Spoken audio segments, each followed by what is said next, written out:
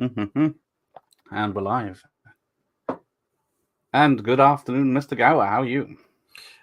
Doing pretty good. Thanks for having me. It's I'm glad, like I said, we finally get to connect. I think it's been about a year since I've messaged you, I think. Oh my gosh, has it been that? Oh, good grief. That's on me then. That's on me. Well, you're a busy lad, and you're about to be extra busy again, aren't you? Going to be doing the conventions?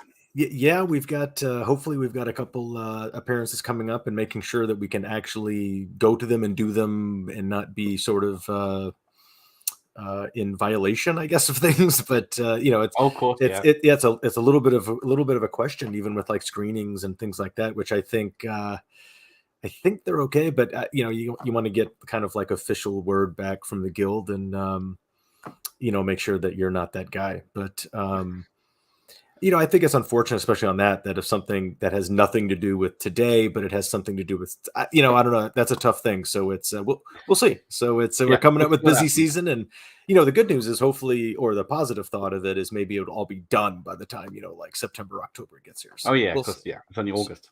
I'm getting ahead of myself. Yeah. I think it's Halloween already. That'd be all right too. It's all right. Because, well, before we talk about the film, which has just had its 36th anniversary this week. Yeah, it was actually the other day, which kind of snuck up, and I kind of forgot about it until the internet reminded us. 36 years, which I think I'm going to stop counting officially now. Well, I was going to wish you a happy birthday back in April. So. Oh well, I'll take that, since we were supposed to talk then, like the 5th time. But that's good. Yeah. Thank you for the birthday wish. It's because what are we? You're about 3 months. You're older than I am, so okay, got it. So we're both. This is our big 50 year. Is that what it was? So it's and I'm okay with that. You know what? It's a lot of people like to. I don't want to hear it. I can't stay. I was like, you know what? I made it. Like I'm still clucking. And who was expecting to see 23 back in 1987? That's right. Where's our flying cars? As golfers say, we're still on the right side of the divots, so it's good. Now, you're fit and healthy now, because I understand you had a bit of a health scare a few years ago now. It's been 2 years as of July 3rd. I went down with a massive heart attack, and it was quite the experience, for someone that wasn't expecting it. And it was a very kind of interesting, surreal experience, I guess, would be the cliche response. Yeah. But it was it happened very fast. It was like I was there, like I was very, very lucky where I was and who I was with, which is absolute key of one of the reasons why I'm actually sitting here and talking. And then I was very close to the help I needed. So it was a combination of really good things that helped me on a Saturday morning while I was playing tennis, of all things. So I thought that was what it was. Yeah. Yeah. So, but it was, by the time I kind of felt the first things of weirdness, and then realized something was going on, and my buddy Mike got me out of there and got me where I needed to be. And then it was very chaotic and rushed. I actually went to 2 places. I went to 2 ERs, and I just had great help and great teams of people that kind of do this all day, every day. And that's very lucky for the people that are laying on the table. Yes. And it was, and then all of a sudden it was over. And then it was a recovery and finding out how much damage there is, if there was any, and then ICU for a couple of days. But the acute issue, from when I kind of went down with a little twinge to kind of being saved in the cath lab, was like an hour. It wasn't even an hour. It was like 45 minutes. It was insane. Nice. So it was a massive amount of experience compressed in a very short amount of time. That's how I summed it up. Well, there you are. Thankfully you're here with us now. So, so let's go back to the beginning. You were in the Atari ET commercial. Yeah, that's going back a few years. I was, and I find that actually, I'm totally okay with that. A lot of people were like, "Boo, you killed Atari." I was like, I had nothing to do with killing Atari. It's funny when they The hold game people responsible just in an did the advert. did the game suck? Yeah. Was it the game designer's fault? No, he was literally the best game designer in the world at the time, programmer.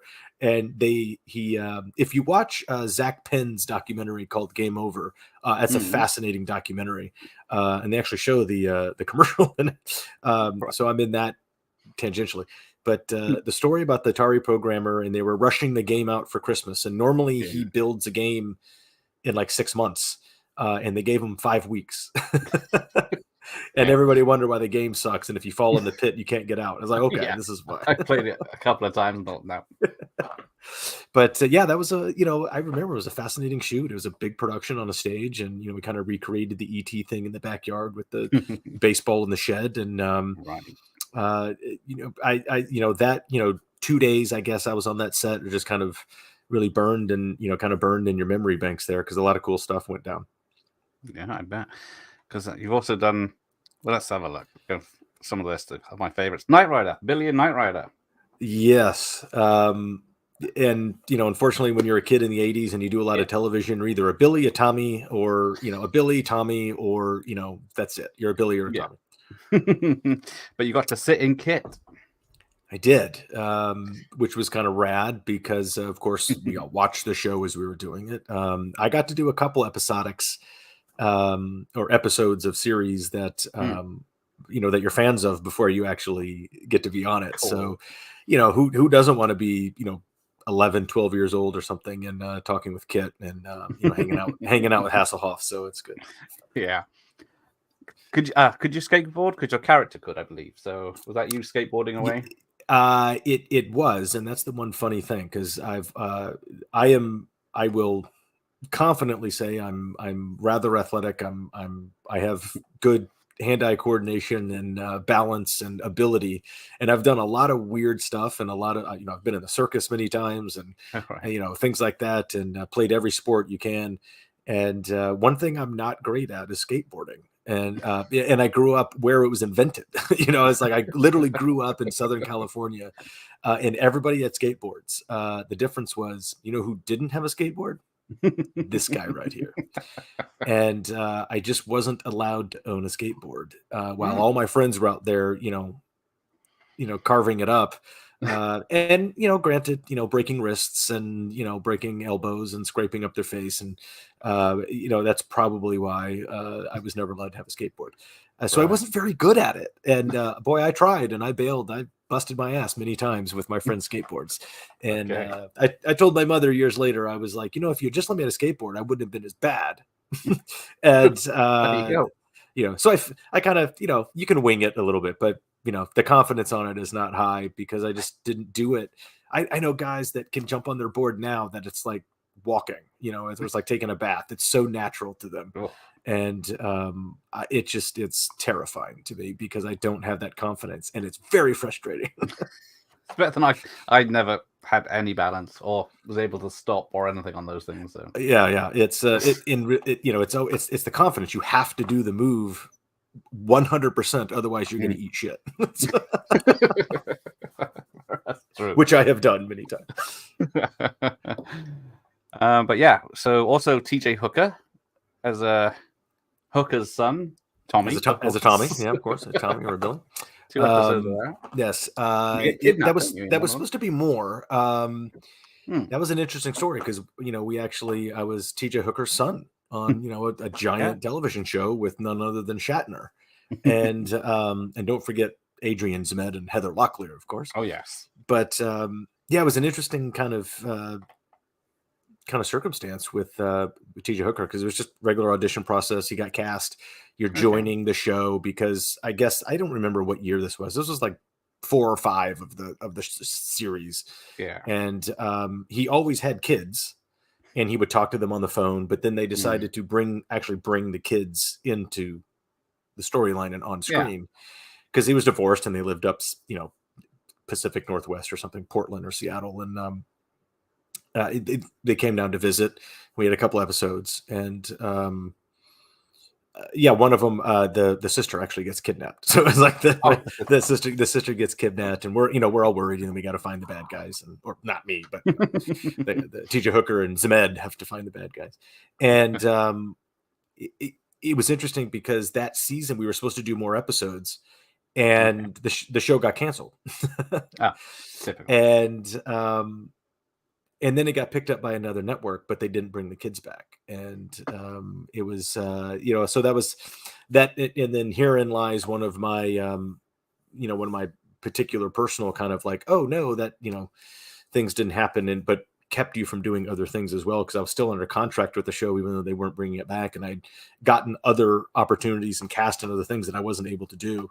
And so you kind of missed out on some opportunities, but we all have those stories. But yeah, I missed out on something that ended up being fairly big. So that's a little unfortunate.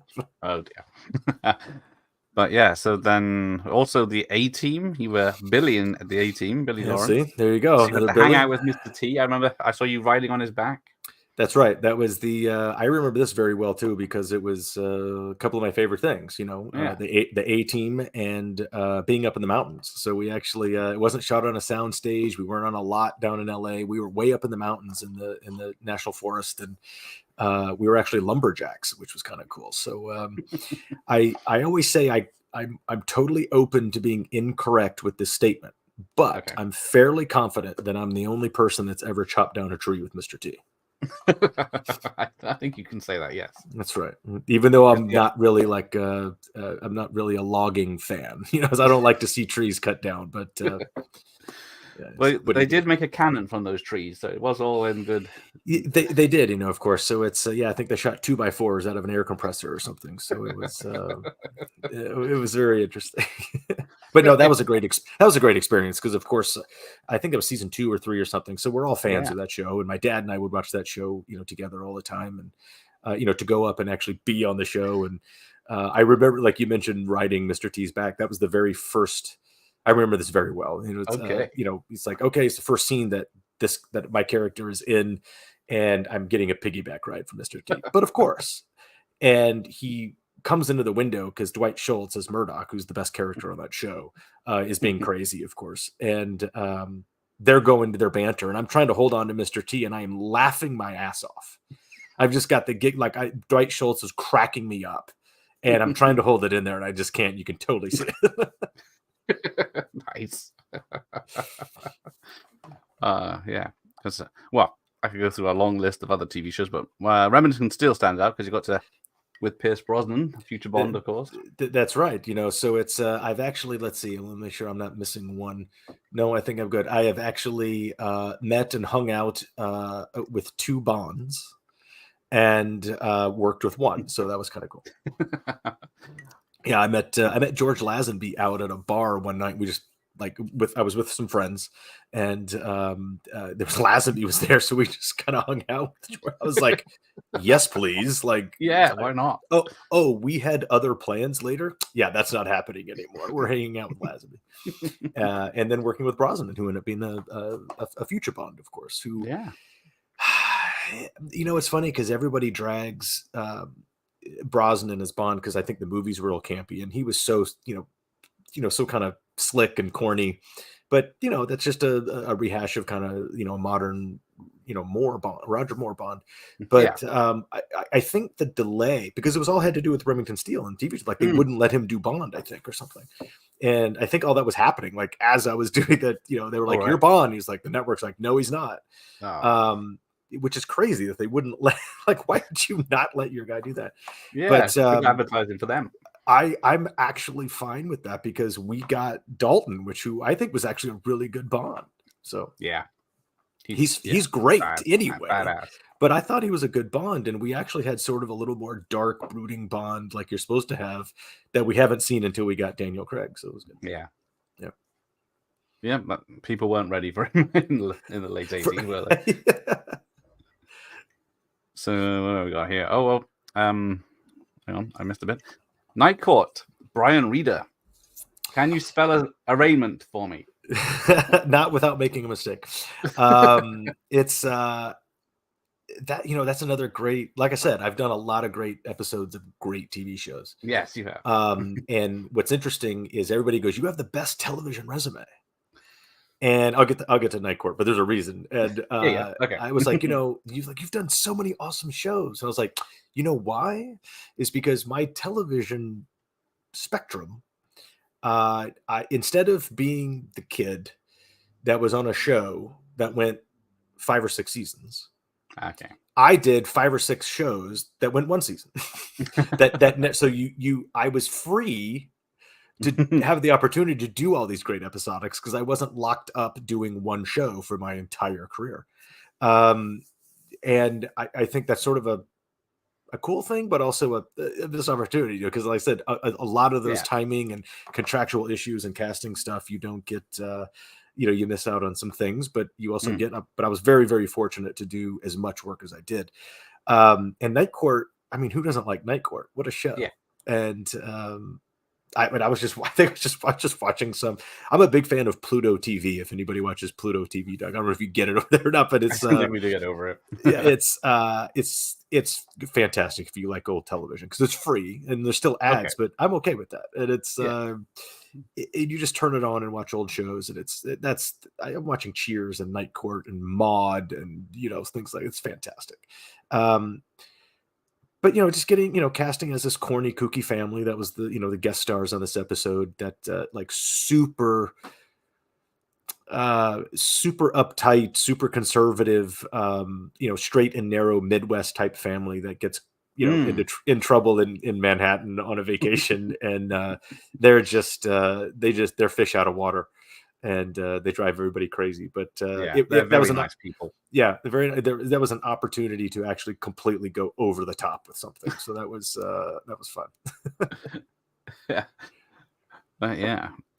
So yeah, I was going to say, are you aware of the popularity of the shows? And you were a big fan of them in the first place. So yeah. Oh yeah, I think what's interesting about Night Court is, and this was an episode which was very interesting because of the timing of it, and it was either end of season 1 or season 2, I think. And Selma Diamond, who was the original older bailiff with Richard Mole, is sort of like they played off each other. She was there, and then like on the Wednesday or something where we were blocking and just kind of rehearsing, because on a sitcom, if everybody doesn't know, you kind of read on Monday and then you rehearse Tuesday, Wednesday, you block for cameras on Thursday, and then you shoot it in front of a live audience on Friday evening. Okay. And so you kind of have this 5-day progression of doing an episode. And I think it was like something on the Wednesday, like she wasn't there, and she's like, "Oh, Selma's not feeling well, so she's not in the episode." So they wrote her lines out and kind of mushed them together, and it was just Richard Mole, and it gave him more to do and interact with. And it was actually that week she wasn't feeling sick, and she passed away like the next week or something.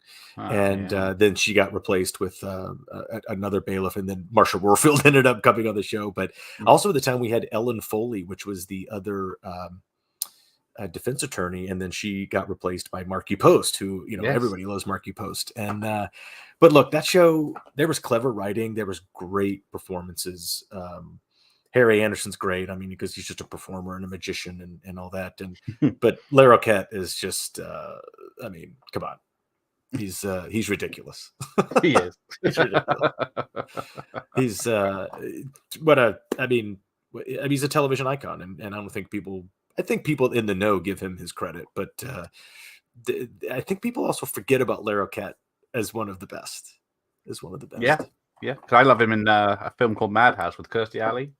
Oh yeah. He's so. It's just his, with comedic people and timing and looks and all that. There's a lot of funny people out there.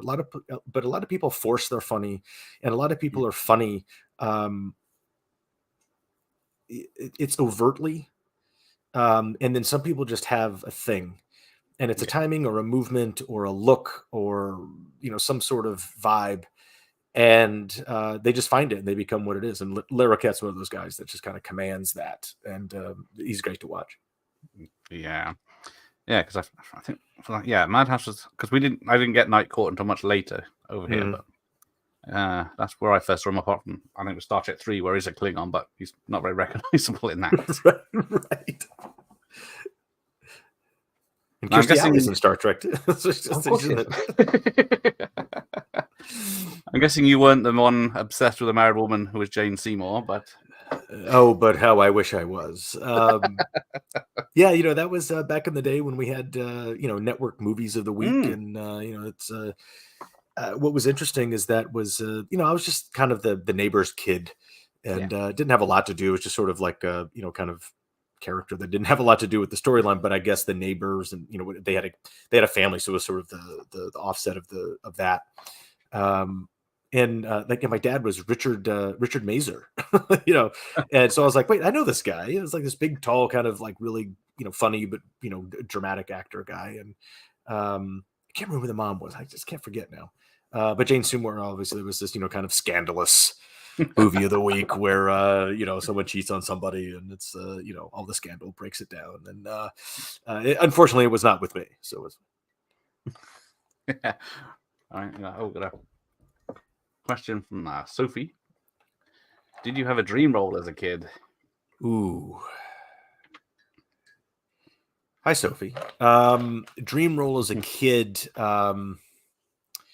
Yeah, there was probably a ton. I always wanted to do something sci-fi. That would have been great, because I grew up a sci-fi fan, and I grew up kind of like an old war movie buff fan, so that would have been cool too. As a kid, I didn't know Band of Brothers was going to be made, but when Band of Brothers was like, I think this is the best thing that's ever been shot on camera. I was like, I wish I'd done that. So that's one, but kind of future. There was a really, really cool chance. Well, let me answer it this way. Kind of two for you, Sophie. Okay. There was a lot of roles. Look, when you're a kid in my era, there's very few kids in the business at the time.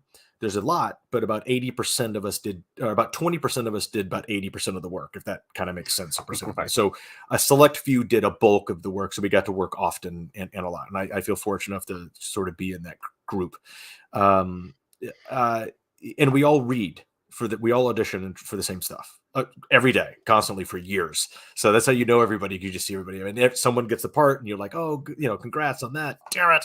Someone's like, oh, I got mine. And everybody celebrates, and everybody's like secretly wishing they had gotten it. The one role that I came, I don't want to say close, but was in the running for, that I didn't get, was Teddy Duchamp in Stand By Me. Oh. Which I think Stand By Me is one of my favorite movies of all time. I think everybody in it is excellent. Again, it's one of the first times that 4 youngsters are the actual characters of the story. They're not just tag along or someone's offspring. And it's a coming of age story, and it's a friendship story, even though it's a Stephen King short story. But so it sort of has that feel, and I just really liked that story. Yeah. And I had to read the story and had to read the script, and I read for Teddy Duchamp. It came close, but Feldman has something. He has a different switch, and to play something like Teddy, he was great. And I think that was Rivers' coming out role, and newcomers like Will and Jerry O'Connell just have that innocence and that kind of naivete that's exactly what you need. Could I have played Teddy Duchamp? Sure. Would I have been kind of forcing it a little campy? I'd probably been trying to but Corey just plays that kind of that damaged kid who's not treated well by his dad, but celebrates his hero dad. I mean, it's a great role. So that's one that I always wanted, Sophie. And then there was if Monster Squad had actually been a success in the box office, the next thing that Fred Decker had ready and teed up and ready to go, that probably would have happened, was a Johnny Quest movie. All right.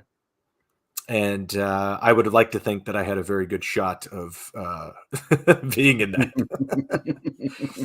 Wow, so that would have been really cool, because I thought Johnny Quest as the cartoon and the stories was really fascinating to me. And it's one of Fred's favorite kind of characters and animations, and we talked about that for the entire year, and that would have been really cool. Yeah, Yeah. So we could do it now, and they could de-age me, and I could still play John. Well, why not? Exactly. I got a filter on Streamer that will make me look pretty. So That's true. But yeah, good question, Sophie. And I think of another one, then I'll pop in and answer another one for you. It's good. All right. Well, the captain's here. All aboard. Oh my gosh, we have a captain on board. Yes. Talk about pirate ship. Night Court. Favorite show ever. There you go. Yeah, I mean, everything's iconic, from the theme song to the characters on it, and when you have a show that's just 24 minutes, it's a 30-minute sitcom, it's about 24 minutes each episode, and they pack all of that comedy, and it goes bang bang bang, and you have 100 episodes or something. It never gets old. It's the same thing. You're in a courtroom, damn it, and it's just this cast of just characters. It's like a circus coming through, and it's just all these crazy stuff, and it's so campy and corny and so 80s, and it's genius, and it's that's why we can watch it today. Well, exactly. It still holds up. That's right. Just like some film we'll talk about in a minute. So he also says, it's certainly a pleasure to see you. Yes, it is. Thank you, Captain. You as well. Thank you for being. Ryder's just got back in for work because, it's 20 past midnight here, or 28 minutes past midnight. Oh, man. Yeah, sorry about that. I'm glad you guys are all up and hanging out. No, this is definitely worth it. So. So yeah, we've answered the questions about Knight Rider A-Team, so you have to go back to the start right now. Yeah, go back and start. We go in depth on that. Good. He's asking the right questions. He knows what's up. He knows what's up. So, well, we might as well do it. We'll talk about the Monster Squad. You see, oh, you've got that one. Yeah. Well, you see, what was it? It came out in America. What was it? August 14th, 87. The UK cinemas got it September 30th, 88. Mm-hmm. And then we didn't get it on VHS until 10th of April 89. And I first saw it in school. I picked it up at lunchtime in the video store, and then we watched it at school because it was the school holidays, like Easter, I guess, and we all enjoyed it. And I've been watching it ever since. It's fascinating, one, to be a part, kind of this resurgence with Monster Squad that hasn't really ended since 2000. That started in 2006, but and just kind of see how that evolves over time. But the fact that we learned that the film had an audience anyway, even though it completely tanked in the box office at the time, and to find out that we have some really good international fans all over, but the UK is by far a very close second in the amount and the fervor of the kind of the tight fan base, besides the US. And that I find awesome, because I've met a lot of really cool people, and now I've met even more. And I've gotten to go to London and do screenings. I've got to go do conventions in the UK. Okay. I'm trying to work out one coming up to maybe get to Glasgow in September, and that's just awesome in my book. And the UK fans are really, really, really awesome. And like I said, any excuse to hang out with them or go and see them, like, I have no problem with. So just let me know. And I think it's great that we've had 2 or 3 opportunities to do two in-person Monster Squad screenings, and we actually shot some of the documentary at the Prince Charles Cinema in London. It's just one of my favorite places now, because it's cool, but it means a lot to me personally and professionally, because the people that that run that place are fans, and I actually cold hit them up on an email one time. It was like, hey, I saw they were doing like their own screening one time, and I said, we'd love to come. Can we set that up? And he's like, yes. Yes. And so Ryan and I went to London and had an amazing screening of Monster Squad, and it was badass. Yeah, who wouldn't want to come to London and get adored by all your fans? It's just, I mean, I think it's a great location. I think it's great. You can eat in Chinatown around the corner, and but the fans were around the corner, and we got very lucky because that time that we did, was it the first time or second time? I got to bring my documentary crew with me, and we actually got to shoot some really good London stuff. and that just made the documentary, even better. Yeah, and that the poor because I say it's a 15 in the UK, and that poor girl couldn't get in to see the film when you were there, but she could get into the Q&A. Bless her. Even 30 years later, she couldn't get in there, which is ridiculous. But it turned out to be a great story. So it's we had it on camera. That's right. Oh, sorry, hang on, I missed one. Hello, Gregor. Good evening. So Sophie's just watched it for the first time and loved it, and she got very emotional at the end. That can happen, yeah, and I probably can guess which part got you, Sophie. It's the one that always gets everybody.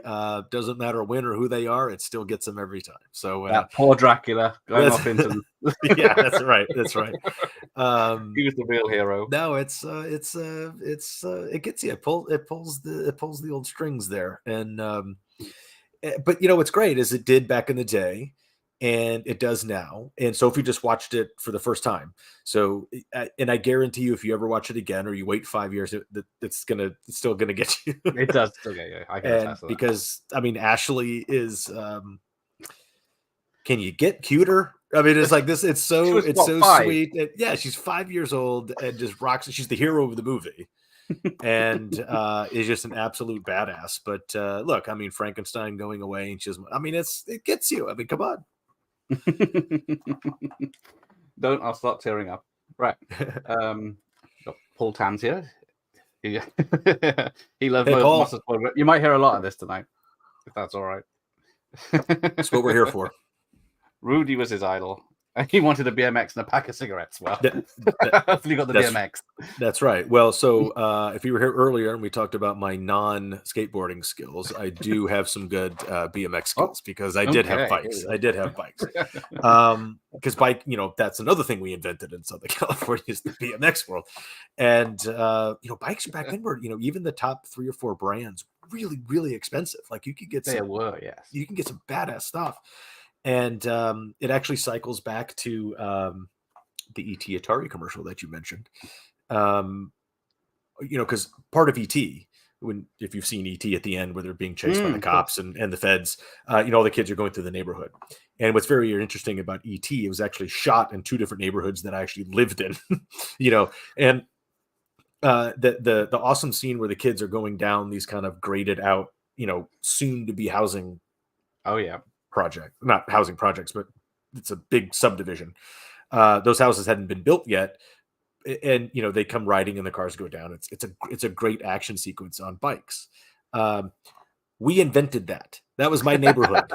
We invented that. They C. Thomas Howell and all the stuff. They all ripped it off from us. We invented that. And but going to it's a great full circle story. So ET was great. Biking was, kind of getting big. BMX was actually, you hadn't gotten into freestyle. Like you had rad and you had some tricks, but you hadn't really, then freestyle bike in the late 80s comes in with like all the tricks. It's crazy. Yeah. But, racing around and jumping and doing dirt stuff on your Mongoose or your BMX, which was actually, BMX became like the Xerox, like it's an actual brand, but it became the name of the activity. Yeah, and so BMX was an actual brand. It's like Xerox. It's a copier, but BMX bikes were a big part of ET. On the set of that ET Atari commercial, of course, there was a dirt bike in the background. Because it was a Mongoose, which was actually a upper mid-level brand at the time. And I didn't have a Mongoose. I had a little shitty kids store bike at the time. And I was like, oh my God, that's a Mongoose. Like, I would love a Mongoose. And so I asked like the director, his name was Mark Story. Like I said, I remember a lot of this stuff very well. And I said, hey, we inquired, like, is there any way that like I could get that bike, or can I buy that bike, or can I have that bike or something? And they're like, oh, actually, it's a rental from a prop house, so we have to return it. We don't own it. So, and I was like, okay, no problem. It was it was an awesome bike. And so at the end of, like, I think we shot this commercial for like 3 days or something, and it was a big production. And at the end of the shoot, like the Atari rep presented me with like a box with a game system. So I got an Atari 2600. And she said, I remember this very clearly. I'm still looking at the mailbox. She goes, and we're going to send you every game that Atari makes. Cool. But I don't have them. I got to ship them to you. I was like, fantastic. Here's my address. Never sent me one game. But then around the corner, I saw like these balloons coming towards me. I was like, and I've never been a balloon fan. So just this is a weird quirk of mine. And I was like, oh, they're bringing me balloons, but the balloons were tied to the handlebars of a brand new Diamondback dirt bike, which was an even upper level bike than a Mongoose. And I went, what is that? And the director said, we're giving you this bike. Since you asked about the rental one that we couldn't get, we went and got you one of the top of the line. And I went, this is insane. And it was red and gold. It was bonkers. And they set it up and adjusted the seat, and I rode that bike for 8 years or something like that. And then it got, I think I left it in my friend's garage, and his dad either threw it away or sold it, or someone stole it or something. Yeah. And, I was like, I wish I had that bike now, because they go for like $2,000. It's like, it's insane. But so I got a bike from that, and then so it was. I had a cool bike for a long time. So it's a new bike, ET game. New bike wins by far, because the game sucked, and I never got it because she never sent me any. So it's fun. So you got the good deal out of that one. That's right. Do you do a request? A shout out for Jason? For Jason? Jason loves Monster Squad? That's awesome, Jason. Thank you, my man. For you, Sophie, anything. We'll shout out Jason.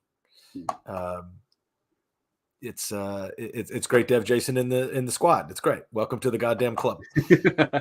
Now that you're in it too, Sophie, it's good. Yeah, she's in the club too. So there's a dirty word coming up.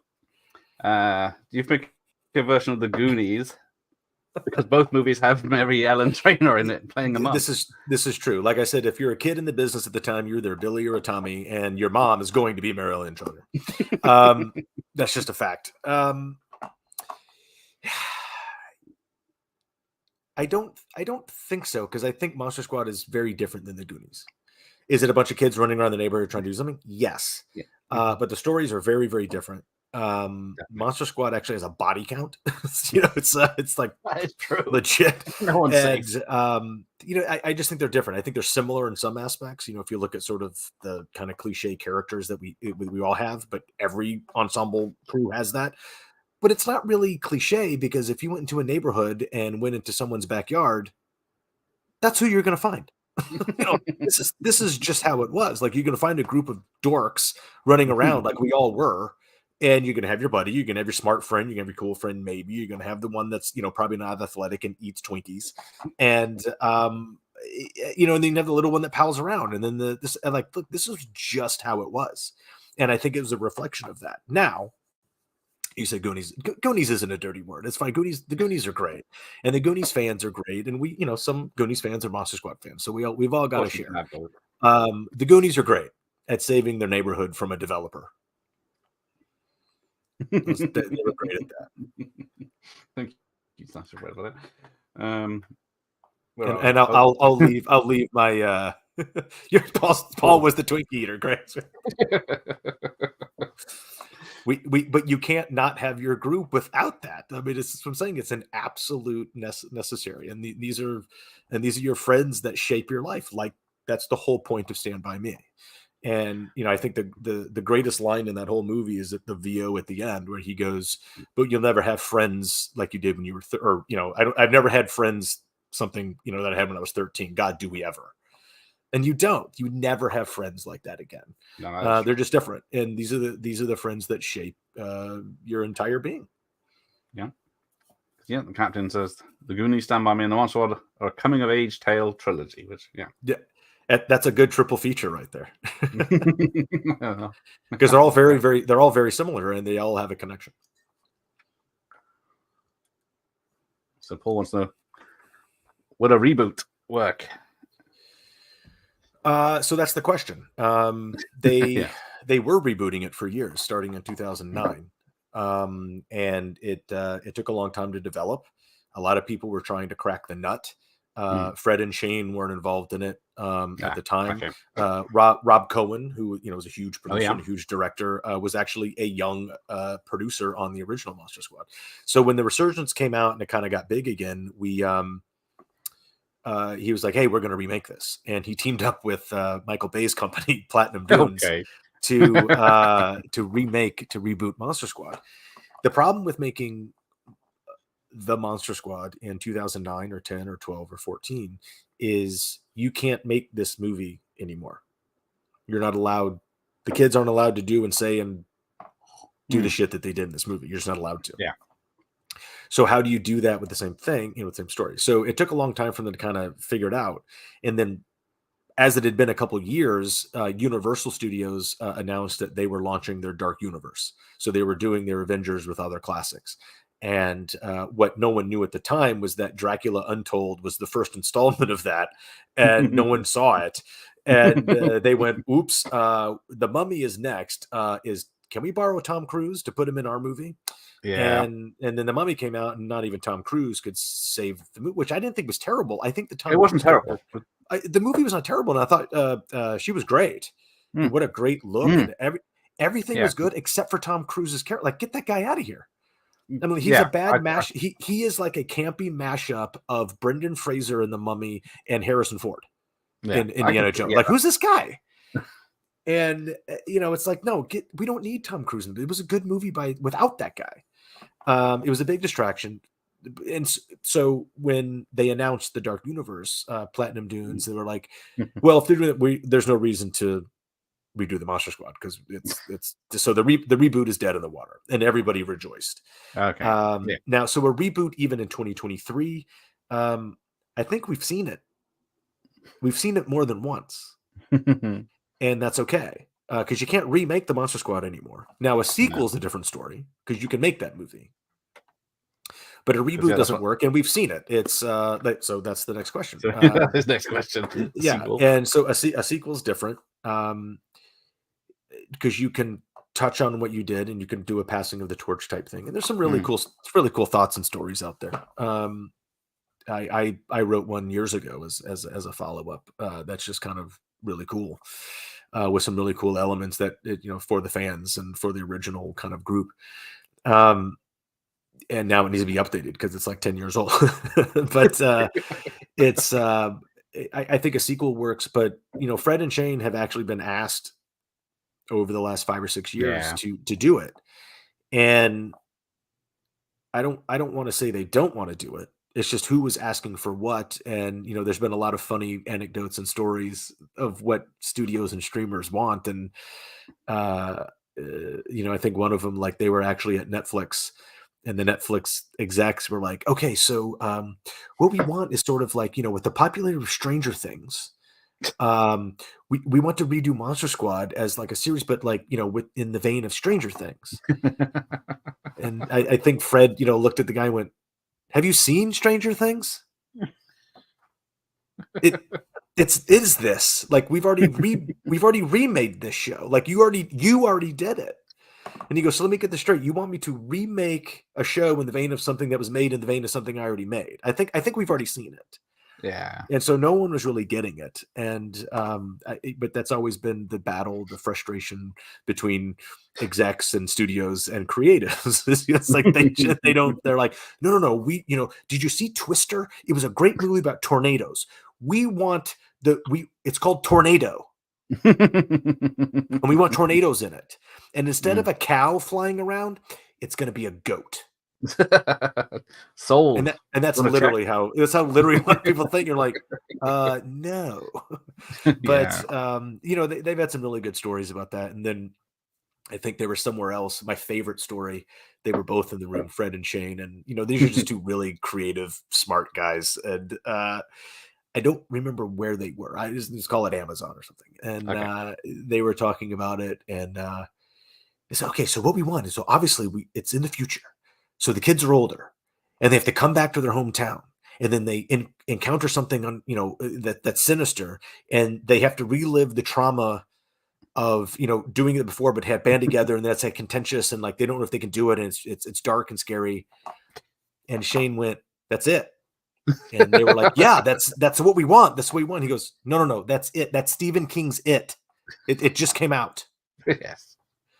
And it was like, no, but that's what we want. It's like, it's already, we've already You got it twice already. So, yeah, that's right. So it was. I love those stories, and they've been printed, so it's not like giving away anything, and that's secret or anything. But I love the fact that people want more Monster Squad. I love I think there's so much more to do. The sequel idea is the only thing that works in my mind, but the Monster Squad universe, to use that Avengers vernacular, or the Marvel lexicon of the universe, which is just ridiculous. But the fact that there's so many other things to do that you could do with the IP, but it's all a rights issue, and it's getting it back, and it's who owns it, what time it wants to do something, which I think that's kind of changing, in the last year or two, which is kind of cool. But my favorite concept is something of a sort of a little bit of a plot hole with Monster Squad and the crawl, and because what a lot of people don't know is, with the crawl at the beginning of Monster Squad, it says 100 years ago, blah blah blah, and it says they blew it. Yeah. We never see how they blew it. Long story short is Van Helsing and his merry band of raiders actually capture Dracula. They capture Duncan Regier out in Castle Dracula, and they drag him into the forest, and they stake him against a tree, and they kill him, and they throw him in a wagon. And they leave a guy there guarding the wagon while they go do the limbo thing in the castle. And because what's really interesting about the original script, and actually things that got shot, that got cut, good stories are always a series of setups and payoffs, whether it's inside of a scene, inside of an act, or the whole movie. And if you ever watch Shane Black scripts, movies that are scripts, or Fred Decker stuff, there's always setups and payoffs, always. Shane does a lot of bang bang jokes and comes back to them later, and then it's a thread, and then it's a savior, and then there's always kind of recurring things, but there's always setups and payoffs. Monster Squad, our movie, is 83 minutes of setups that you never get the payoff, and then payoffs that you don't know are payoffs because you didn't get the setup, because it was either cut out of the original script or the shooting script as we were going, or the scene got shot up. This is one of those. And really what it is, it's a plot hole. It's a setup that you don't get the payoff, but it's a setup for something at the very end of the movie. So this guy is guarding the wagon with the dead Dracula in it, and 3 vampire brides come out of the mist and the campfire, and they attack him, and he shoots one with his crossbow. The other one's on him. He stabs her. The other one's choking him, and he's flailing around and losing his, life, and his hand finds a stake, and he grabs and kills her. And he's like, "Whoo, I made it." The stake that he flailed around and grabbed to save his life was the one that was in Dracula. Right. And we all know if you unstake a vampire, they come back to life. So this guy is like, "Ha, I did it." And in the background, Duncan Regier sits up. That's how they blew it, and he gets away. My question, the show that I want to see, is what did he do for 100 years? What was Dracula doing for 100 years? Isn't it? Yeah.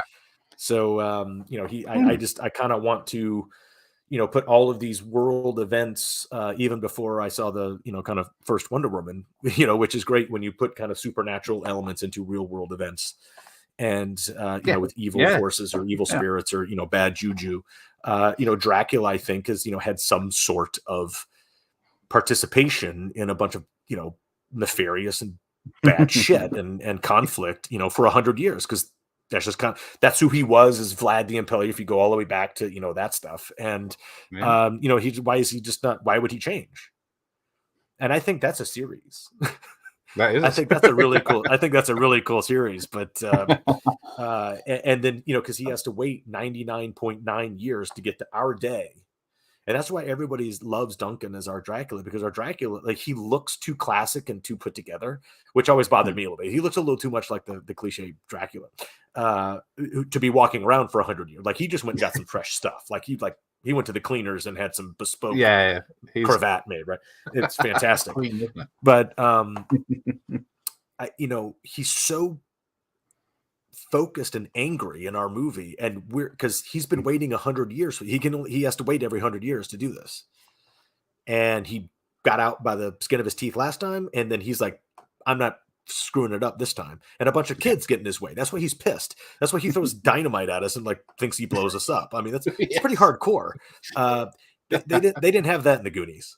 The imaginary pirate ship wasn't full of gunpowder and exploded. That's not what happened. It's for kids. That's right.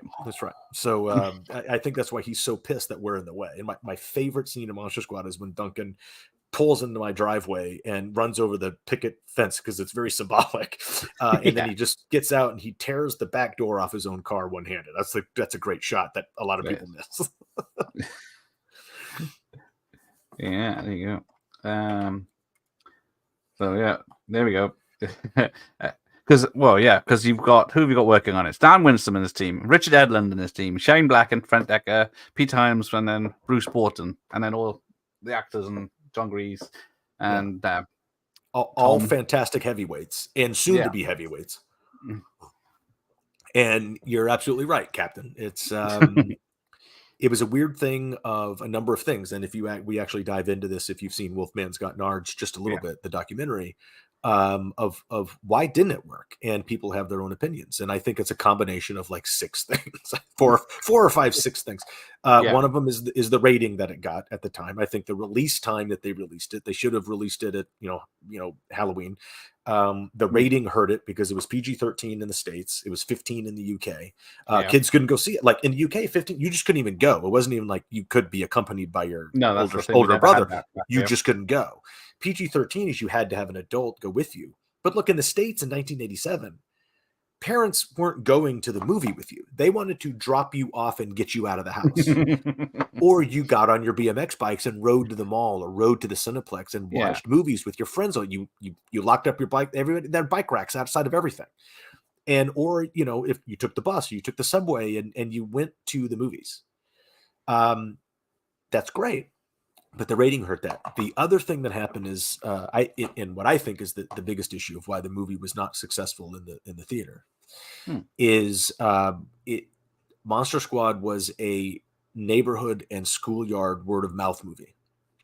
And of course, we don't have social media, so someone can't go, "Oh my God, I just saw the raddest movie. You should see this today, or go tomorrow."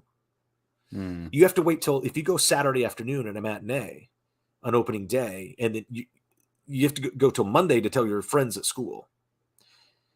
And then you try to go that Saturday and the movie's gone because it didn't perform. Because in 1987, for a lot of people don't know, they do it differently. It's kind of the same, but this is how movies worked or didn't work. And it's like somebody, usually some dude in a polyester suit at the time, was sitting in some theater chain office or a studio office and said, okay, movie X has to make X amount in the first 48 hours or it's gone.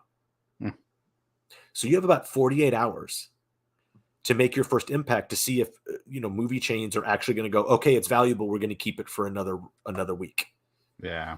And they give it 48 hours. And if it doesn't hit some arbitrary line that somebody that doesn't know anything about it sets, it's gone.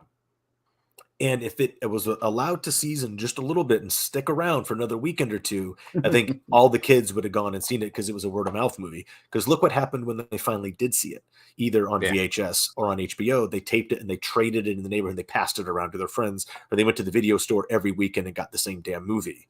And those are the stories that we kept hearing, for years and years. And that's what we wanted to make the point. So I think that's the biggest issue of the 4 or 5. And if we had had social media, it would have been a hit because everyone like, oh my God, I love this movie. TikTok galore about it. That's right. So yeah, there's 2 documentaries. One, Monster Squad Forever, which is more about the making of. Right. And then your one. That's right. They did, when they came out with the 2006 or 2007 20th anniversary special edition DVD, which was the first DVD, they did a double disc thing. And I think it's well done. I look and sound terrible in it. It's awful, but I think it's interesting to see some of that stuff. And we actually didn't know what was happening. We were at a convention and Michael Felsher was there, who I didn't know at the time. He's like, yeah, we're actually doing the DVD of Monster Squad and we're shooting your interviews tomorrow night. And I'm like, who? No, you're not. There's no DVD of this movie. And actually my best friend was an agent at CAA at the time. I said, I need you to call Lionsgate and ask if this is real on a Friday afternoon. He was like, yes, it's real. I was like, okay. But it came out and Lionsgate was the studio at the time that had the rights to put it out. And they made a ton of money on that initial DVD release. Yeah. And, Felsher and those guys, they put together a nice little kind of package, special features and interviews at the time, which was great. But that wasn't. Wolfman's Got Nards was a different focus and a different target, and it was looking at different things. We have a little bit of the behind the making of and all that, but it's not a making of doc. It's not a where are they now doc, and it really is. It was something to explain and turn the focus on the fans that kept this movie alive for 30 years, and then also dive into the subject of why do people get impacted and connect to something, no matter really what it is. And it doesn't have to be this movie, but we just did it through the lens of Monster Squad and Monster Squad fans. And we really found that we tapped into something with that, because I had seen that for years and I knew there was something there. And then the year we were actually shooting the 10 months, we were actually rolling cameras on the documentary. That was my next question. Yeah, with my actual we can get into production stuff, but we really tapped into something, and that's just what really kind of changed the whole dynamic that made Wolfman what it is. Yeah, it's a fantastic documentary. Very sad as well in a few places. There's a couple places. What's interesting is probably one or two places are on. We knew that, and it's a little on purpose. But it's the right thing to do because you got to tell the story. And then there's a lot of places that we didn't know we're going to get people. And there's a couple places that were completely out of left field that people say, I absolutely lost my shit. And I was just bawling when this part came out. I was like, this is what we're tapping into. And this is where something connects with someone and impacts them and it never goes away. What is that? Yeah. And we wanted to explore that a little bit. And then, one of the most important things is that, we wanted to celebrate those people because this movie died. This was a dead title and no one was resurrecting it. And then we had that fateful kind of, cast reunion screening at the original Alamo Drafthouse in 2006. And we sold out 2 shows on Easter Saturday. And it blew up the world, and we're still talking about it today. And I think that's kind of cool. Yeah. And we wouldn't, it's not our doing. It's not our doing. It's all you guys is doing, which is fascinating. You're the leader, aren't you? Yeah, but I didn't keep this film alive for 20 years, and then it came. It's the fans that stole that VHS tape from the store that they just didn't return it or went. I got a receipt for mine. That's right. They they recorded it off HBO and just passed around the neighborhood, and then they held on to it for 20 years, and then they finally had an outlet to go see it if you were in Austin, Texas, and then the internet blew that up. And people were like, "Come here, we want to show it here." And then that film print, which was owned by 2 guys that are now pals of mine, that film print traveled the world and showed every weekend for like almost 10 years. Nice. It was ridiculous. Yeah, because it was found in New Zealand. Yeah, Adam and Matt found that one that ended up being the print for a while. In New Zealand, which is interesting. If there's a great line in the doc. That's where prints go to die, because no one, if it makes its way around the world, and ends up in New Zealand, no one pays to get it back. It's too expensive to ship, because film is very heavy. It comes in 3, 4, 6 canisters, and it's heavy as shit. And that's all shipping costs. And it's like, no way. It's a crazy. It's hundreds of dollars. You get the DVD in the post. It's bonkers. That's right. But seeing it on 35 is very special. It's now there's another 35 print out there that's floating around, because Adam and Matt's ones actually got sold or donated to, I believe, the Chicago Film Institute. And they still do it, but that thing's it's so worn out. It's great. It's great. Yeah, it's got all the hairs and ferns and you want. So yeah. Oh, John Grease is the best Wolfman, hands down. No, I didn't see him on either documentary.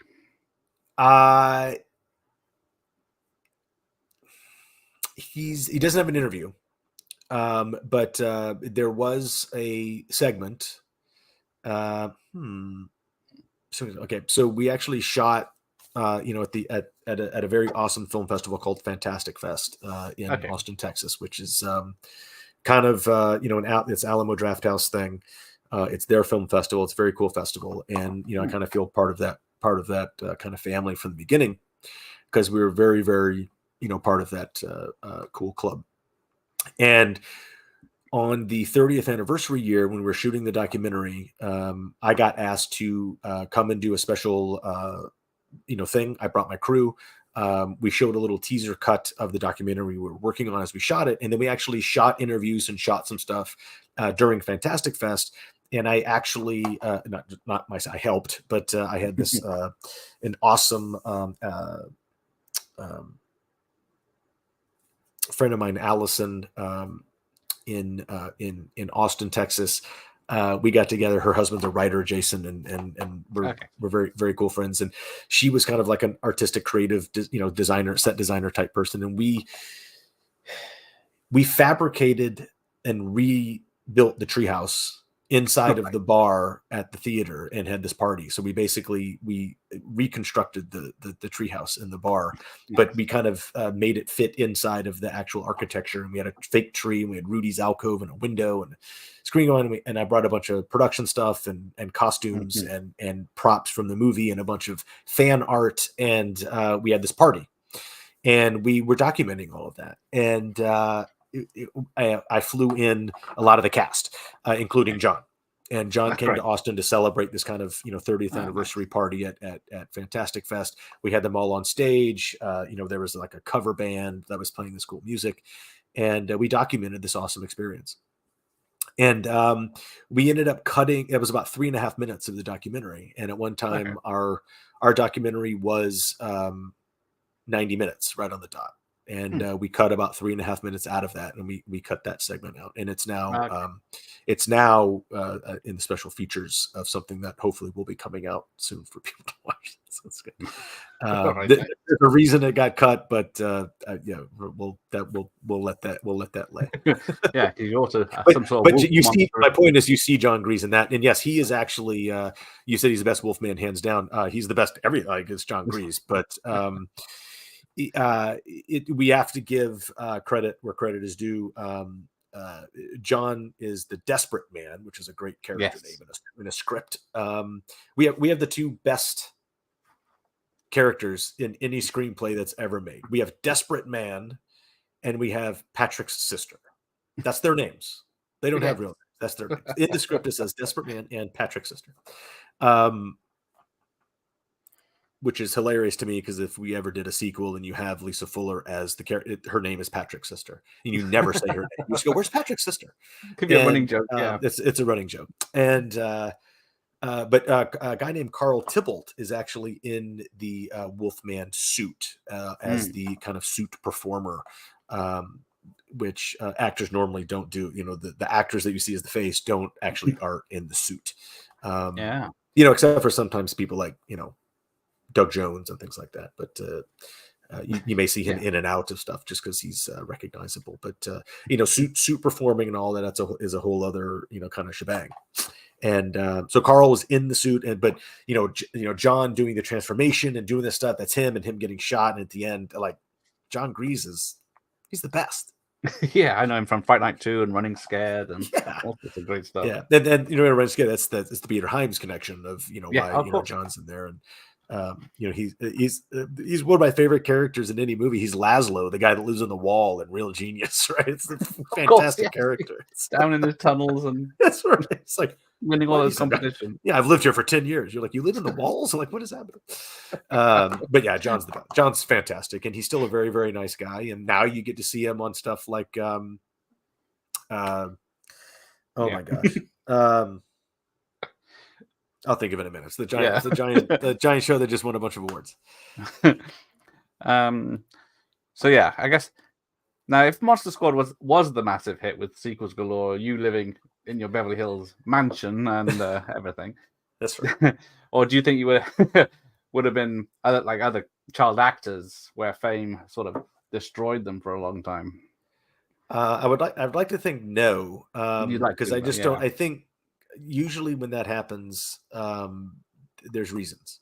Yeah, a lot of times there's just a percentage of people that are going to just be those people and turn out, unsuccessful in their personal lives. because of bad decisions or poor decisions. But usually what it is that you don't have the support mechanism or the people around you that don't enable that. They keep you out of the issues and the problem. It's not about, oh, I'm in this situation, should I get out of it? It's just you're never in these bad situations. Okay. And a lot of kids, we could probably sit here and jot down 8 or 10 names right now of contemporaries of ours that unfortunately didn't have great experiences after they turned 16, 17, 18. And you could probably trace 80-90% of those, if you made a list, back to that they didn't have those people around them. They had the wrong people around them, or they were just by themselves. And and it's usually whether your parents are absent or present in the wrong context. And I had a very different experience. I probably had a little too tight a grip on me. I probably had two bubbles around me. Okay. Like I said, I wasn't allowed to have a skateboard. But at the end of the day, I don't think I would have probably ended up getting it. It's for some reason, it's not my nature to be cool enough to get in trouble. I'm not cool enough to get into too much trouble. And I've always lamented the fact that I'm just not that cool. And but it just has a lot to do with it sounds very cliche, but it's the people behind you, your kind of upbringing, and just kind of your own wiring. I think it's a combination of a lot of things. I was very fortunate enough probably to have that bubble. I probably missed out on a lot of opportunities that I just wasn't allowed to do. And you feel like you miss out a little bit, but in the long run, better not. But look, I had a great childhood and a great adolescence, and got to do a lot of cool shit. So a lot of stuff that 99.9% of the kids in the world don't get to do, and I totally understand that. And so I can't really lament the things that I miss out on by having some sort of bubble or a protective kind of puppet hand around stuff at the time. But why wouldn't you have? I mean, it's like, why, people just let their kids go and just run amok or do stuff and then you're surprised when bad shit happens. It's like, okay. And look, it has a lot to do with the people that are, handling these kids, whether it's their parents or their family or not their parents or their families. So yeah, a good point. Now, did you know who Stephen King was before you did Monster Squad? Yeah, because I was very close to doing Cujo. Oh, okay. Yeah, I had to screen test multiple times for Cujo. And they were like, well, you should read the book and then really get it. And I looked at the book. I was like, no way. This thing's like this big. It's like, I'm not reading this book. I'm like 10 years old. And but I knew it was scary, and I had read the script, and it was I would have loved it on Cujo because that movie was terrifying. It was, yeah. Poor kids scared to death the whole way through, isn't it?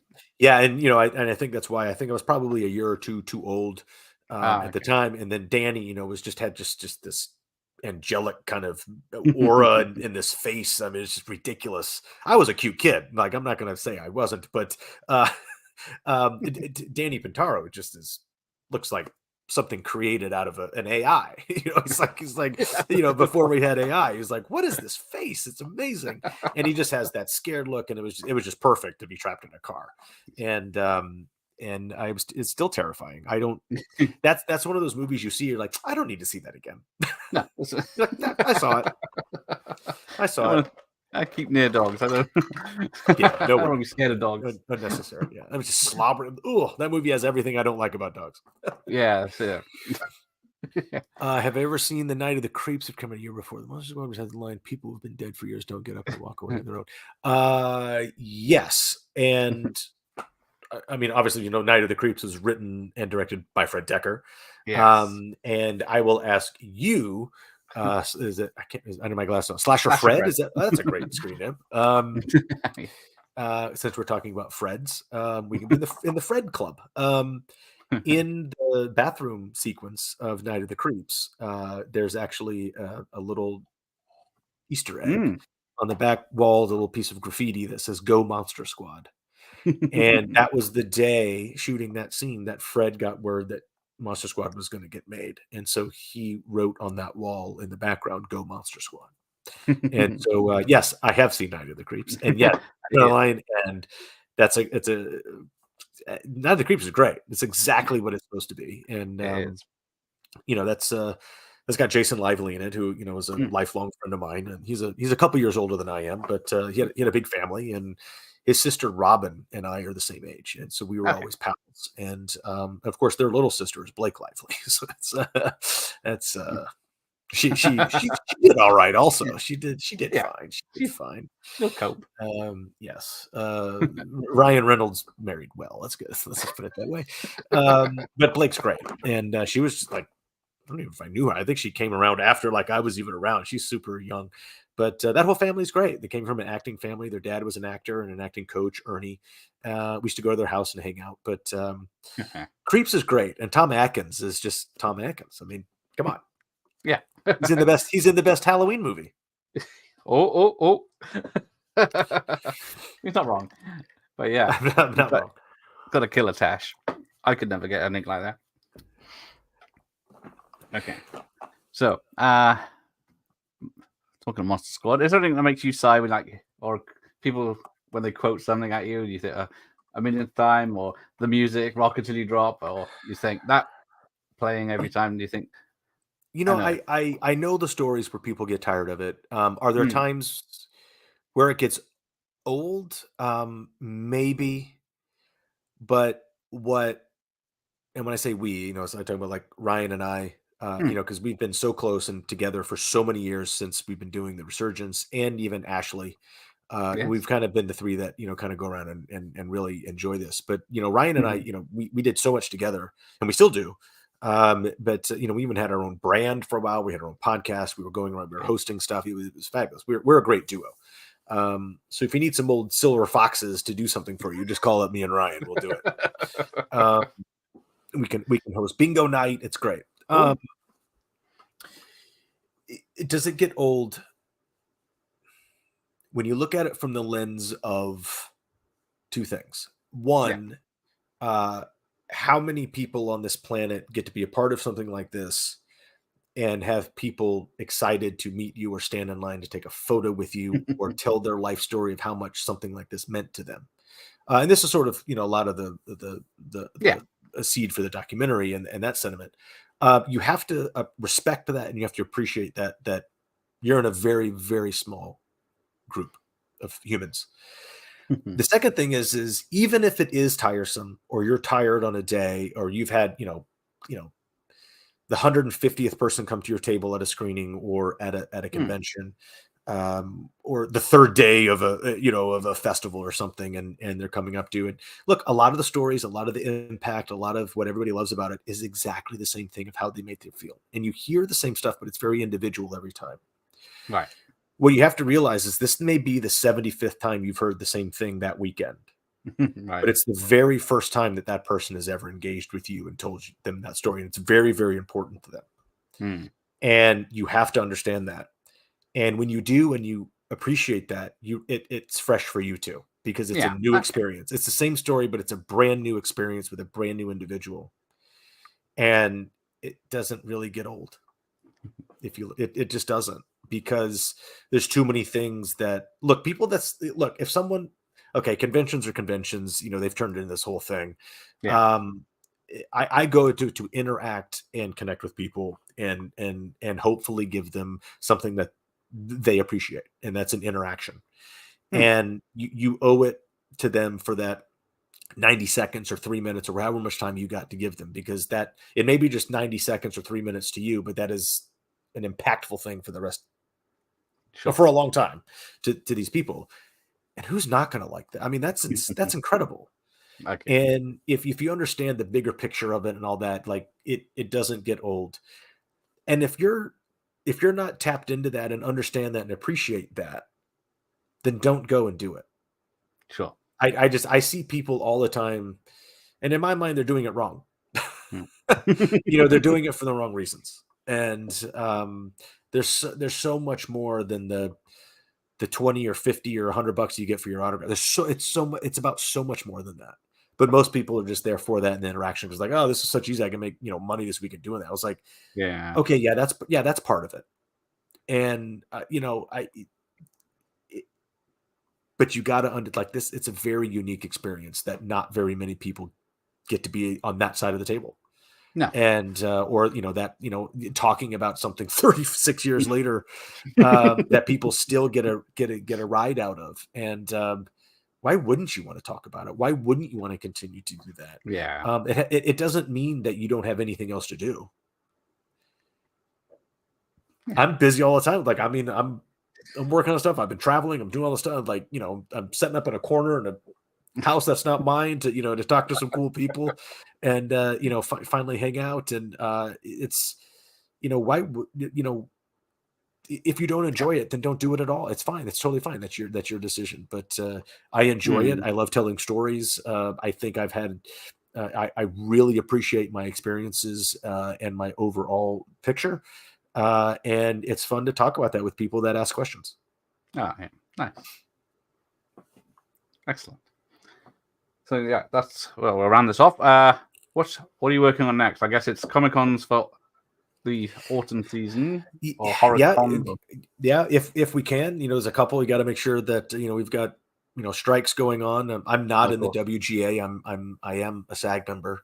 So there's screenings that always want to happen in September and October, and we got to make sure we could do those, or it's okay to do those. Convention appearances are they're approved and okay, so those should be fine.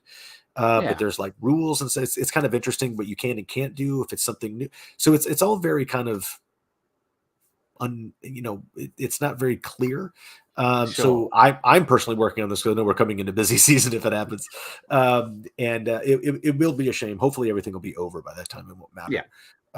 But it would be a shame if you miss if the fans miss out on an opportunity, or we miss out on an opportunity to experience something because of silliness. Sure. Business is business. Let's get it done. I have things need to be updated. The world needs to change. The business of what we do has got to it has to have big paradigm shifts. This is a gigantic paradigm shift. And so I understand all of it. I understand why it's happening, and it's necessary for sure, because but everybody's got to come together, and they've got to figure it out, and then we go on, and then it's fine for another 10 years until we have to do the same shit.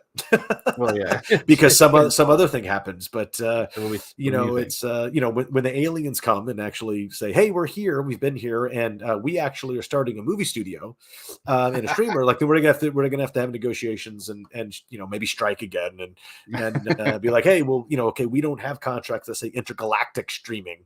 And other solar system residuals. So it's like let's do that. Like, maybe I just created an animated show. Yeah, that's a fun little animated short film that we could make.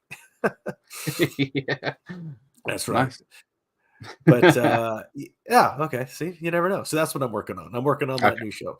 But it's me and my main man Henry McComas, who was the other kind of main hand in Wolfman's Got Nards of what you see and hear and feel. Along with the production team at Pilgrim Media Group, like Wes Caldwell and Aaron Kunkel and all these people that very small group of people did a lot of work on Wolfman's Got Nards, and Henry was the main guy. We became really good friends, and we realized we worked really well together, and he's a fantastic storyteller. He's a very good, technical person. He knows how to shoot stuff and make stuff look and sound cool.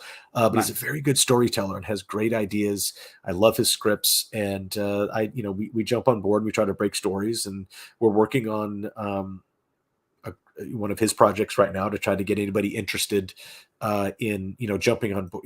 Look, here's a secret. Making a movie is not rocket science. It's actually very easy to do. Nuts and bolts are very easy to do. Okay, then let me backtrack a little bit so it's not like a total putz. I came up with a phrasing of something that making a good movie is work. It's hard. Making a good movie is hard. Making a bad movie is very easy. You can make a bad movie. It's just very easy. But the actual nuts and bolts of production and all that, there's a rhythm, there's a thing, there's a plan, there's a flow, and you just got to do it. That's not the hard part. The hard part is getting someone to go, I want to do that. Here's the money. Right. We can't build an apartment building. We can't, invent anything. We can't make. Someone's got to pay for it. And whether, like I said, if I had the wherewithal or I won the lottery or something, I would just go out and I would help people make their movies because that's the hardest part of it. And so I think the world's missing out on something by not making Henry's movies right now. We should have already made like 3 of them in the last 2 years, but we had we were in the middle of another thing, and COVID was a thing, and so that kind of put a kibosh on a lot of stuff. And then that's still a great story, but we've moved on to a different one that's got some traction and people really like. And it's genre and it's good. It's very franchisable. It's great concept, and I would I'm just trying to get that movie made for and with Henry. And so that's another thing. I'm actually I've already kind of started the process, so I can talk about it now. Okay. I came up with this concept actually years and years ago.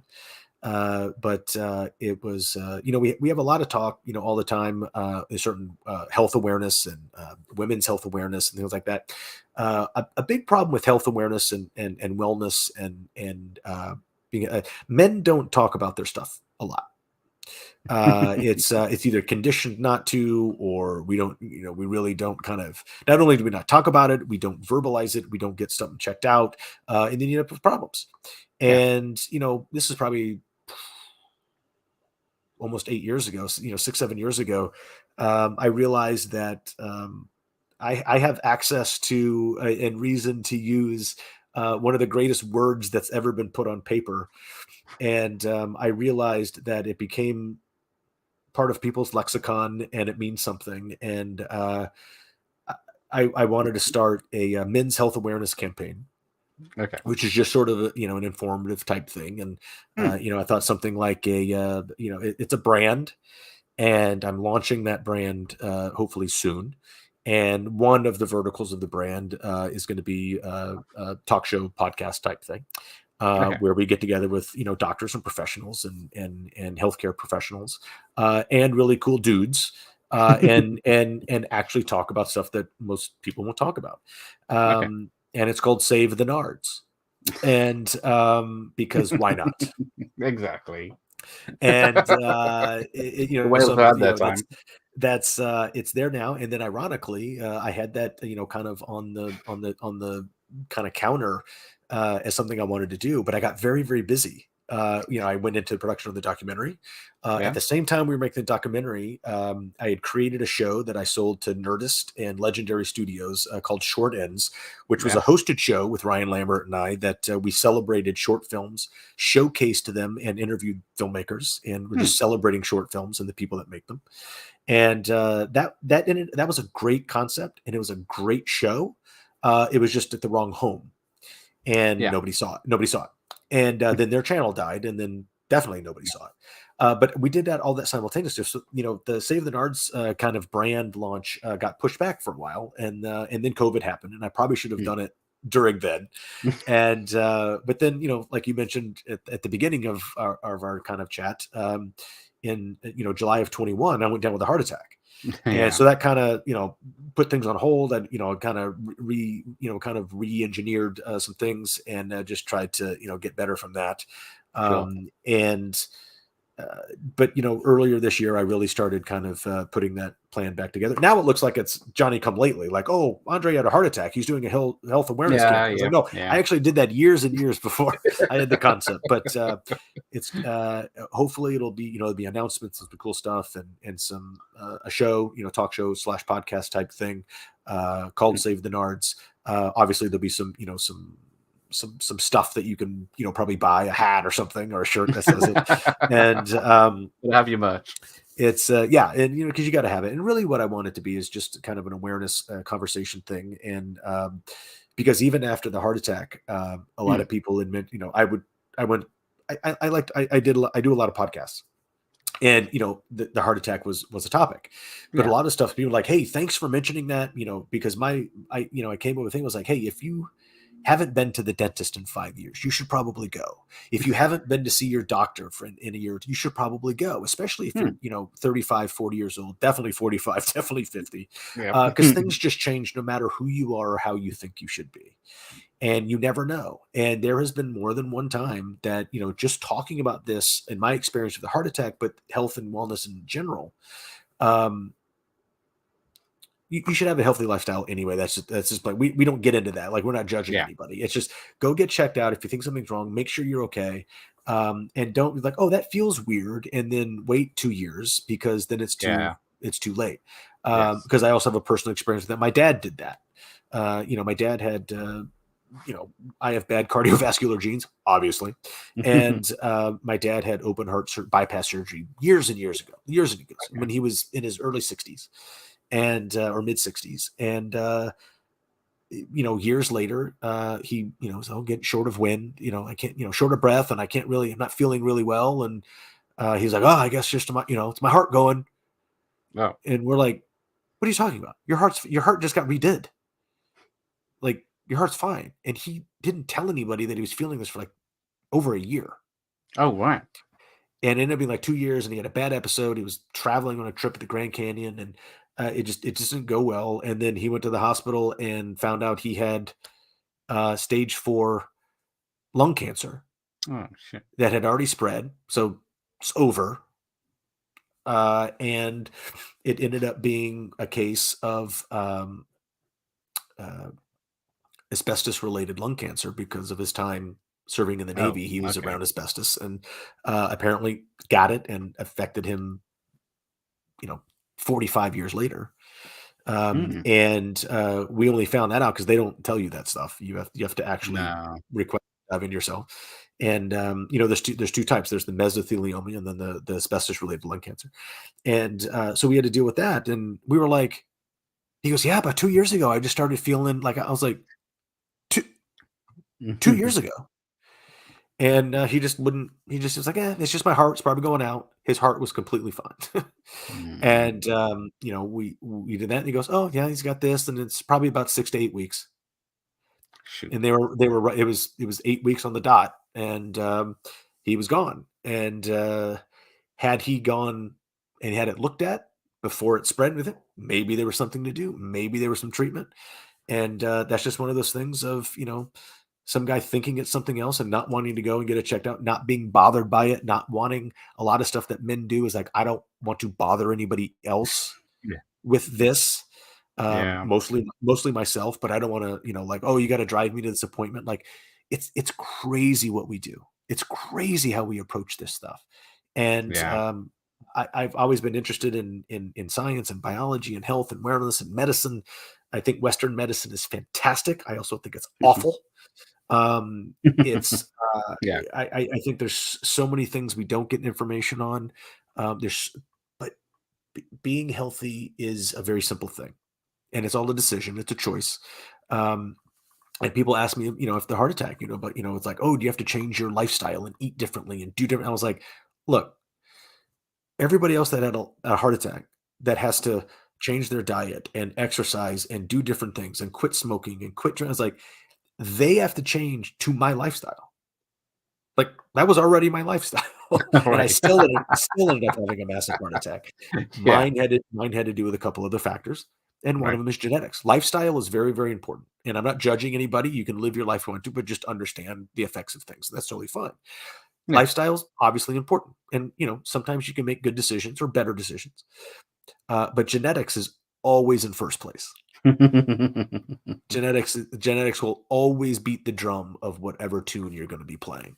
And and we know so much more about it. There's very specific stuff now. And if you don't know about it, then you can't decide if you want to do something about it. And I think that's what Save the Nards as a campaign, or as a show, or as a hat.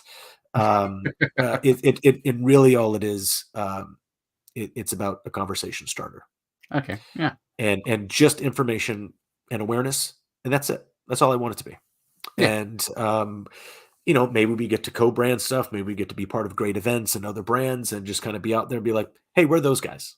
And if I can get my Save the Nards, army, or my Save the Nards, team or squad, if you will, I'll try not to use that too much, but and out there, and look, all it takes is one person telling their friend, it's like, hey, you should go get that checked out. Because after the heart attack on these podcasts, I had many, many people write me, or, write me on Instagram, on Twitter. It's like, hey, I listened to the show the other day when you talked about, if something you haven't been, just go get checked out. It's very basic stuff that can lead to big things.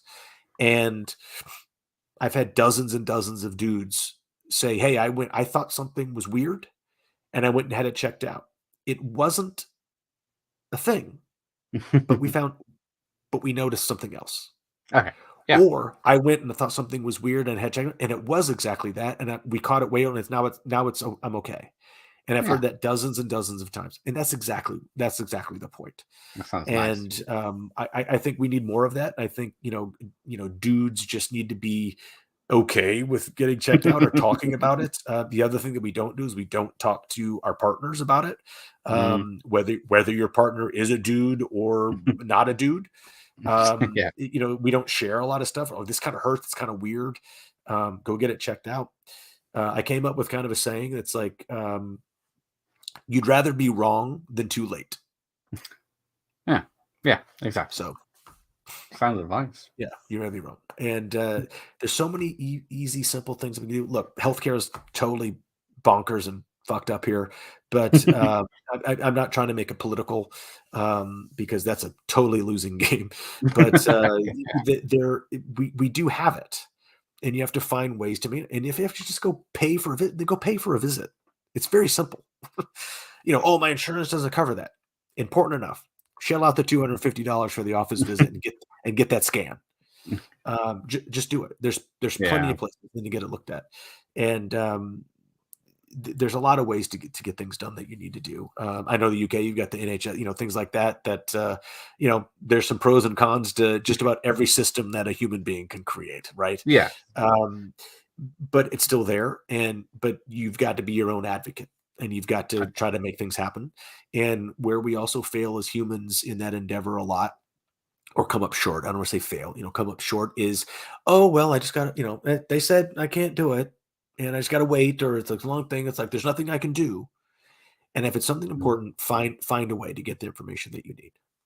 Maybe it's reading about it yourself. Maybe it's educating. Maybe it's learning something. Maybe it's advocating for yourself. Maybe it's getting a group of people that can go in together and finding out some information. And, that's just what it really is. And like I said, when I launched the campaign, we do the thing, it's just a conversation starter. And I think I have a lot of friends that are lined up to be guests on the show and talk about their personal stories that a lot of people don't know. And it's a wide range of things from, maybe it's being a parent, maybe it's, having a heart attack, maybe it's having a stroke, maybe it's being, in a wreck and dealing with that. Maybe maybe it's mental health issues, maybe it's traumatic issues. There's no shortage of conversation. Definitely not. Nice. But yeah, so that's something that I'm really kind of focused and looking forward to make happen. So hopefully, everybody, climbs on board of that. And I haven't really been active with it yet because it hasn't actually launched. But the socials are out there, and Save the Nards. And so if you see that, jump on board with me, and be an advocate for the team and for yourself. And really, what it is, you end up being an advocate for your buddies. No problem. And I'll be Team Nards. There you go. And if you can encourage not only yourselves, but if you can encourage somebody else to also take care of themselves, or just find out, or just get something looked at, or not be too late. It's kind of cool. And like I said, this is something that sounds very interesting to me. That it sounds like it's only because of the heart attack. I actually created this years before I had the heart attack. Now it just seems really important. Yeah. Because now I'm my own cautionary tale of my own concept. Yep, you're still here with us. That's right, great. And that's good. And we get to hang out and talk, and hopefully come to the UK and hang out with everybody. Hopefully so. Right, well, I'm gonna wrap this up. I'm getting uncomfortable in my seat, but it's been absolutely fantastic to speak to you. Thanks again for doing this. Gareth, awesome. I'm glad we finally got together, and we can come back and talk about another thing sometime soon, and maybe we'll talk about Save the Nards, and once that goes, and why not? Let's stay in touch. And Sophie and Jason and Captain Adam, was it Captain Adam? You know, Captain Adam, yeah. Slasher Fred. Yeah.